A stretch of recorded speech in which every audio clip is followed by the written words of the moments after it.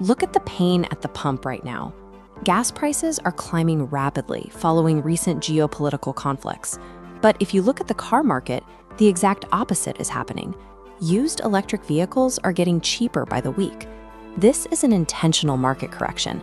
Dealerships across the country are currently bracing for an enormous wave of 3-year-old EVs returning from their original leases all at once. This chart shows EV lease volumes and used prices. In 2023, the Commercial Clean Vehicle Credit subsidized a massive spike in leasing.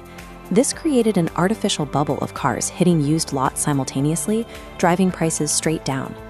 With the recent removal of that tax credit by the Trump administration, automakers are no longer pushing these heavily subsidized lease deals. This leaves dealers stuck with a massive oversupply of heavily depreciated used inventory from the 2023 boom. Because of this specific supply shock, the math has flipped. You can now find premium, late-model electric SUVs sitting on lots for less money than a comparable traditional gas-powered car. This oversupply creates leverage. A vehicle priced as a luxury status symbol just 3 years ago is now available at a steep discount, provided you know exactly what to look for. But a heavy discount implies a hidden flaw. For most buyers looking at cheap EVs, the immediate fear is buying a dead battery. Buying a used electric vehicle requires a trade. You are exchanging the known risks of an internal combustion engine, like failing transmissions or blown head gaskets, for the specific risks of battery degradation and public charging logistics. You cannot just pop the hood, pull a dipstick, and check the oil to see how well the previous owner treated the car. The wear and tear on an EV happens internally, at a chemical level, completely invisible to the naked eye. To capitalize on this market crash, you have to stop looking at the odometer. Mileage tells you almost nothing about the health of an EV. Instead, you need objective diagnostic data and a clear understanding of your own daily charging access. The main financial advantage of an EV kicks in the moment you plug it in at your own house. You are replacing $4 or $5 a gallon gasoline with residential electricity, which often works out to the equivalent of paying $1 or $2 a gallon. Over the lifespan of the vehicle, avoiding the gas pump and skipping routine mechanical maintenance, like oil changes and timing belts, can save an owner an estimated $7,000 to $14,000. This table compares the money you save on fuel and routine maintenance against the hidden costs of keeping an electric vehicle on the road. We call this the total cost of ownership, or TCO. Those savings are frequently offset by higher monthly insurance premiums. Plus, while EVs need less routine maintenance overall, if a high-voltage electronic component fails outside of warranty, the repair bills can be severe. The total cost of ownership math generates a massive financial win on 2 strict conditions. You must have a reliable place to charge at home, and you absolutely must avoid buying a car with a dying battery pack.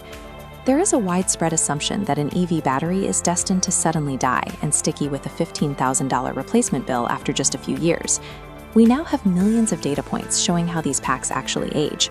This chart shows a typical EV battery degradation curve. You see a steep drop in capacity during the first year or two, but then the curve flattens out, remaining highly stable through year 10. On average, an 8 to 10-year-old EV still holds about 85 to 90% of its original factory capacity. For the driver, this means the battery doesn't abruptly fail. The car will simply have about 10 to 15% less range than its original Environmental Protection Agency, or EPA, sticker claimed. Because the degradation is slow and highly predictable, a used EV is a reliable purchase, provided you verify the battery's current state of health before you sign the paperwork. Do not take a salesperson's word for it, and do not trust a low odometer reading. You need to demand an objective, third-party diagnostic scan, like a recharged score. This independent metric verifies the exact percentage of battery capacity remaining. You also need to look at how the car was charged. Relying constantly on public direct current, or DC, fast chargers, especially in extremely hot climates, puts immense stress on the battery's internal thermal management system, wearing it out much faster than slow, overnight home charging. Look closely at the vehicle's service history. If you see repeated trips to the dealer for charging faults or events where the car went into turbo mode, a state that artificially limits power to protect a failing component, walk away. Next, check the dashboard at a full charge. If the maximum range readout falls noticeably below the real-world average reported by owners of that specific model and year, the battery has likely suffered excessive degradation. If a private seller or a dealership refuses to let you perform an independent battery scan or cannot provide a verified health report themselves, do not buy the car under any circumstances. Treating that diagnostic report as the absolute truth is your only defense.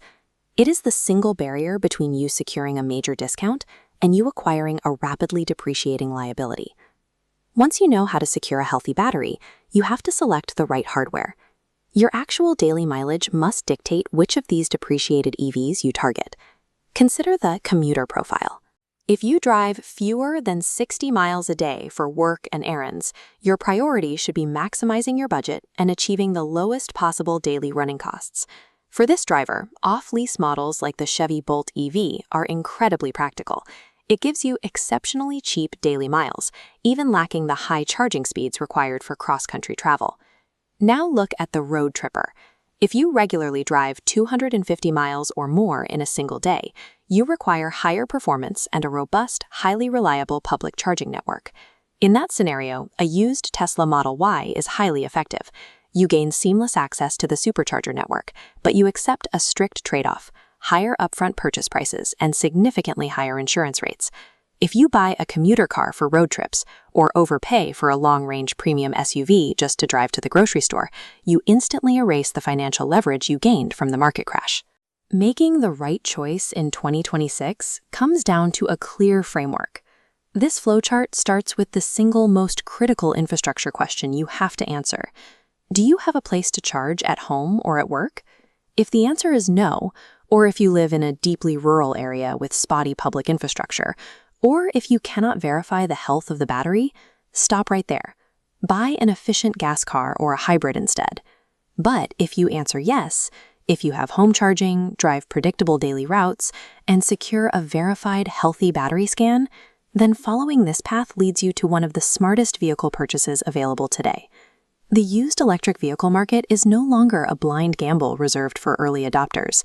The real-world data is available, the prices have corrected, and the math is highly calculable. By removing emotion from the process, demanding raw diagnostic data, and matching the hardware directly to your lifestyle, you can turn a market crash into a massive personal financial advantage.